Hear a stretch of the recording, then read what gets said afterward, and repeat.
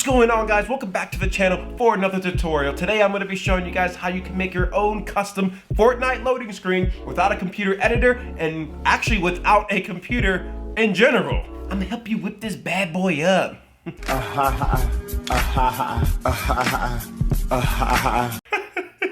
Let's get into this.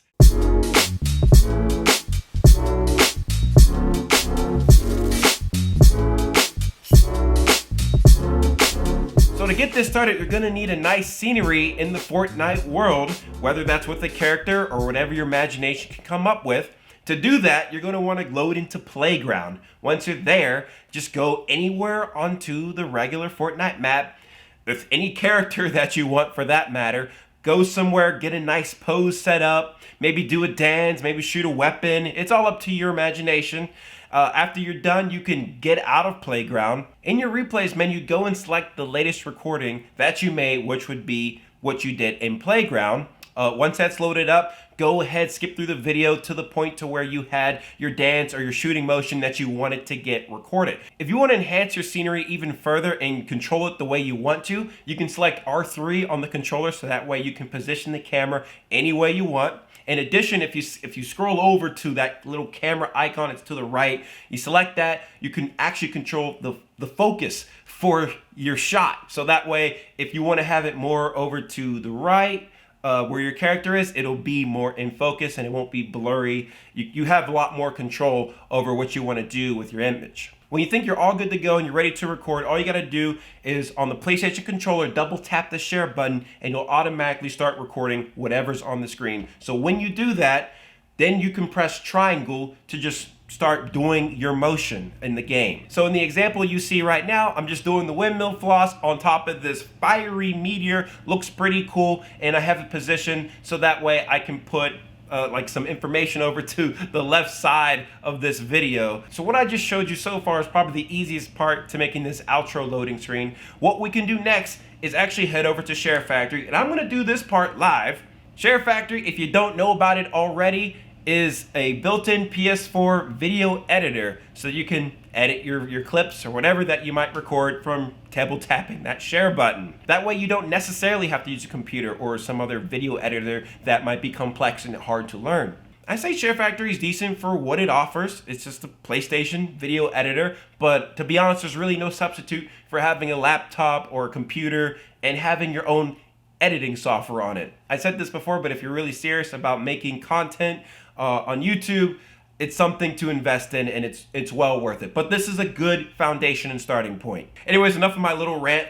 To get this started, you want to make a new project in the videos tab. Oh, you can just choose a random theme. Doesn't matter, honestly. Then we got to choose the clip that we wanted, which is right there, and just select square to start it up. Continue.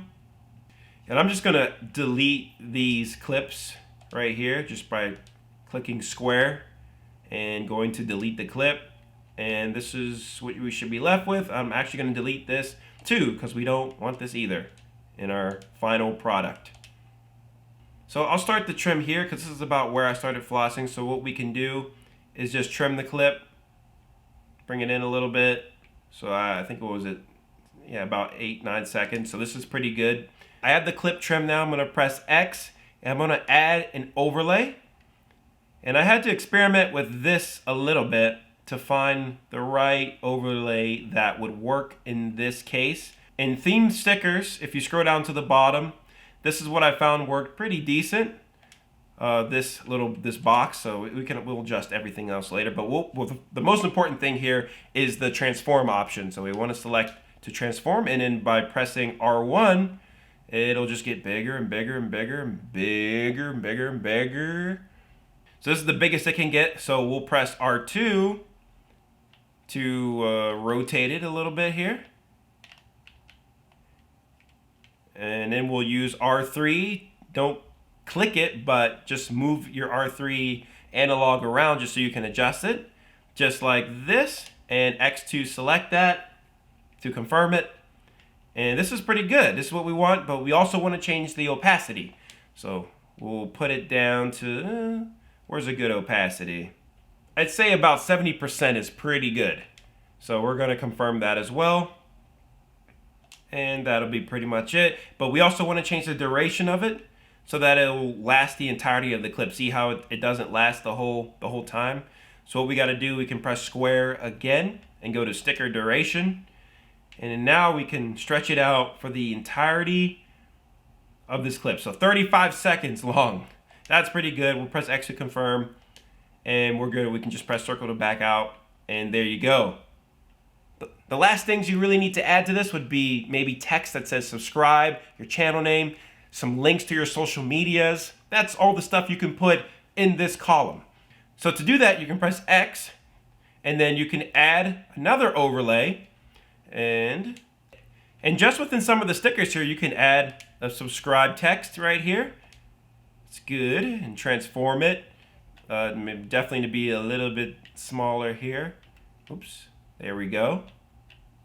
Not looking bad at all, and we'll make sure we have that sticker duration also the entirety of this clip. Boom.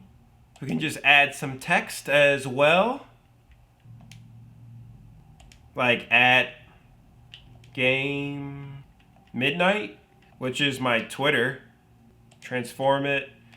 Gotta shrink it up here. We can go ahead and make this text black so it's a little easier to see.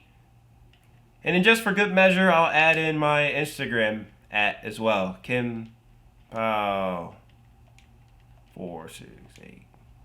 Done. And if for some reason I kind of mess up and I need to get back to the right layer, in this box thing over to the left, you can see which layer you're trying to work on. So I'm trying to edit the Kim Pow 468. I'll just click on that.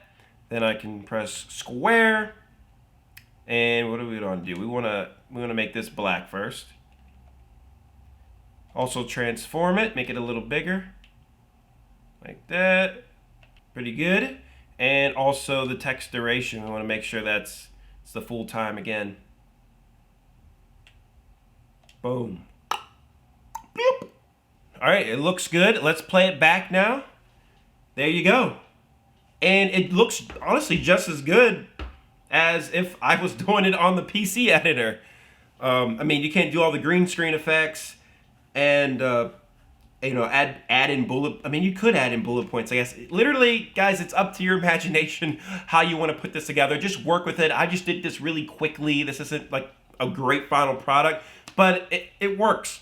And this is just so you can play around with it yourself, put some more time into it than I just did for this video, but I'm just showing you the basics on how you can make your own custom Fortnite loading screen without a computer. Real quick interjection, I realized while I was editing this video that some of you might be interested in making your loading screen a little bit more customizable, maybe with Instagram logos and the Twitter logo in there. Well, you guys have the option to do that, but you will need a computer. Linked in the description below, I made a video a while back showing you guys how you can move files like videos and photos from your computer over to the PlayStation so you can edit them in Sharefactory. I'd say it's actually pretty easy and straightforward, but there's no other way to get those custom images without using a USB flash drive and a computer. And one last thing before I finish editing this video, for those of you who may not be interested in using that gray box to hold your information that is defaulted with Sharefactory, I left a MediaFire link down below. You can download those links and put them onto a flash drive and then put them within Sharefactory to edit for yourselves if you would like. So check those out as well. So now that I'm completely done, I can just select triangle and it will render out my little movie and it'll save onto my PlayStation. So now I can just pull this clip right on to another video that I might finish editing on Sharefactory. Literally that easy, guys. So that's gonna do it for today's video, guys. I hope you enjoyed it. If you did, don't forget to smack that thumbs up button for kind of that's my new language.